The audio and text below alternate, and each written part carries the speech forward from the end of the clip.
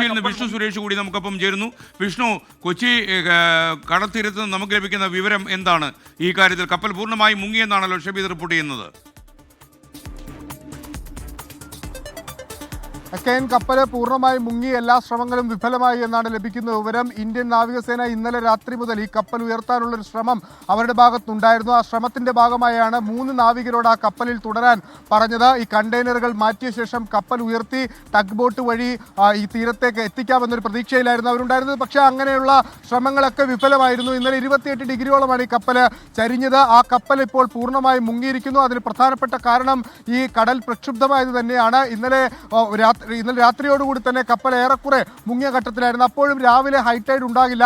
ആ ഹൈടൈഡ് മാറി നിൽക്കുന്ന ഘട്ടത്തിൽ കപ്പൽ ഉയർത്താനാകുമെന്നൊരു പ്രതീക്ഷ, അല്ലെങ്കിൽ ടഗ് ബോട്ട് എത്തിച്ച് വലിച്ചു കൊണ്ടുവരാനാകുമെന്നൊരു പ്രതീക്ഷ ഇന്ത്യൻ നാവികസേനയ്ക്കുണ്ടായിരുന്നു. പക്ഷേ ആ പ്രതീക്ഷകൾ അസ്തമിച്ചിരിക്കുന്നു. അതിൻ്റെ ഏറ്റവും ആദ്യത്തെ സൂചന തന്നെയായിരുന്നു ഈ കപ്പലിൽ ഉണ്ടായിരുന്ന നാവികരെ അവിടെ നിന്ന് മാറ്റാനുള്ള തീരുമാനം. ആ തീരുമാനം ഏറ്റവും ആദ്യം കൈക്കൊണ്ട് അതിനുശേഷമാണ് കപ്പലിൽ നിന്നുള്ള കൂടുതൽ കണ്ടെയ്നറുകൾ കടലിലേക്ക് വീഴുന്നത്. കടലിലേക്ക് വീണ ഘട്ടത്തിലാണ് ഈ കപ്പൽ പൂർണ്ണമായും മുങ്ങിക്കൊണ്ടിരിക്കുന്നത്, അല്ലെങ്കിൽ മുങ്ങി എന്ന വാർത്ത ഇപ്പോൾ ഔദ്യോഗികമായി സ്ഥിരീകരിച്ച വരുന്നത്. ഇനി കണ്ടെയ്നറുകളുടെ കാര്യമാണ് ഒരു ആശങ്കയായി നിലനിൽക്കുന്നത്.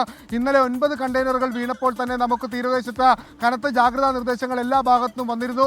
എല്ലാ മേഖലകളിലുള്ള ആളുകൾ ഈ കണ്ടെയ്നറുകൾ തീരത്തേക്ക് എത്തുമ്പോൾ അതിന് സ്പർശിക്കാനോ അല്ലെങ്കിൽ കൗതുകത്തിന്റെ പുറത്ത് അതിലേക്ക് എത്താനോ പാടില്ല എന്നൊക്കെ പറഞ്ഞിരുന്നു. ഇപ്പോൾ കൂടുതൽ കണ്ടെയ്നറുകൾ കടലിലേക്ക് പൂർണ്ണമായും മുങ്ങിയിരിക്കുന്നു. അപ്പോൾ ആ കണ്ടെയ്നറുകളൊക്കെ കൊച്ചിയുടെയും അതോടൊപ്പം ആലപ്പുഴയുടെയും തീരദേശത്തേക്കൊക്കെ എത്തും. അപ്പോൾ കൂടുതൽ ജാഗ്രത ആളുകൾ പുലർത്തണം. ഇപ്പോഴും ഇന്ത്യൻ നാവികസേനയുടെയും കോസ്റ്റ് ഗാർഡിന്റെയും കപ്പലുകൾ അവിടെ തുടരുകയാണ്. ഇന്ത്യൻ നാവികസേനയുടെ സുജാതയുണ്ട്, കോസ്റ്റ് ഗാർഡിന്റെ അർണവേഷും അതോടൊപ്പം സക്ഷവും അവിടെ തുടരുന്നുണ്ട്. അങ്ങനെ 3 കപ്പലുകൾ, ഡ്രോണിയർ, എയർക്രാഫ്റ്റ് അടക്കമുള്ള സജ്ജീകരണങ്ങൾ അവിടെ ഇപ്പോഴും നിലനിൽക്കുന്നുണ്ട്.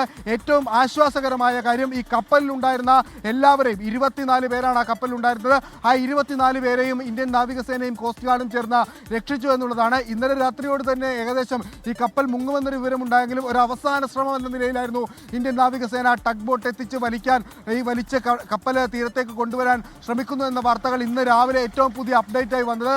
പക്ഷേ നിലവിലെ സാഹചര്യത്തിൽ അതിന് സാധ്യമാകുന്നില്ല. കപ്പൽ മുങ്ങിയിരിക്കുന്നു. എന്താണ് കപ്പൽ മുങ്ങാനുള്ള കാരണം, ഏത് സാഹചര്യത്തിലാണ് ഇത്തരത്തിൽ അറബിക്കടലിൽ വെച്ച് ഈ കപ്പൽ ചരിയാനുണ്ടായ സാഹചര്യം, അതെല്ലാം ഇനി വിശദമായ പഠനത്തിനും ശാസ്ത്രീയമായ പരിശോധനയുമൊക്കെ വിധേയമായ ശേഷമായിരിക്കും അതുമായി ബന്ധപ്പെട്ടുള്ള വിവരങ്ങൾ ലഭിക്കുക. ഇതിൻ്റെ ഒരു നാൾ വഴി ഇങ്ങനെയാണ്.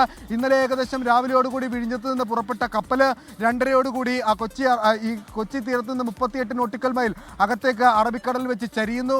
അതിന് പിന്നാലെ തന്നെ ഇന്ത്യൻ നേവിയും അതോടൊപ്പം കോസ്റ്റ് ഗാർഡും ഈ വിവരത്തിന്റെ അടിസ്ഥാനത്തിൽ ഈ കപ്പലിന്റെ പരിസരത്തേക്ക് എത്തി 21 പേരെ ആദ്യഘട്ടത്തിൽ രക്ഷിക്കുന്നു. അതിനകത്ത് ഉണ്ടായിരുന്ന 3 പേർ, ക്യാപ്റ്റൻ അടക്കമുള്ള ആളുകളോട് അവിടെ തുടരാൻ നിർദ്ദേശിക്കുന്നു. ഒപ്പം ഡ്രോണിയർ വിമാനം എത്തിച്ച് ആകാശ ദൃശ്യങ്ങളിലൂടെ അത് നിരീക്ഷിക്കുന്നു. പിന്നീട് രാത്രിയോടുകൂടി ഈ കപ്പലിന്റെ മറ്റു വശങ്ങളിലേക്ക് ഇവർ വ്യാപിച്ച് ഈ രാവിലെ വരെ നിരീക്ഷണം തുടങ്ങി. രാവിലെ ഇതിന്റെ ഓപ്പറേഷൻ പുനരാരംഭിച്ച് കപ്പൽ തിരികെ ഈ കരയിലേക്ക് എത്തിക്കാനുള്ള ശ്രമവും കണ്ടെയ്നറുകൾ മാറ്റാനുള്ള ശ്രമവും ആരംഭിച്ചു. പക്ഷേ കടൽ പ്രക്ഷുബ്ധമായ പശ്ചാത്തലത്തിൽ കപ്പൽ 28 ഡിഗ്രിയിൽ നിന്ന് കൂടുതൽ ചരിയുകയായിരുന്നു. ആ ചരിഞ്ഞ പശ്ചാത്തലത്തിലാണ് കപ്പലിലുണ്ടായിരുന്ന ഈ കണ്ടെയ്നർ വസ്തു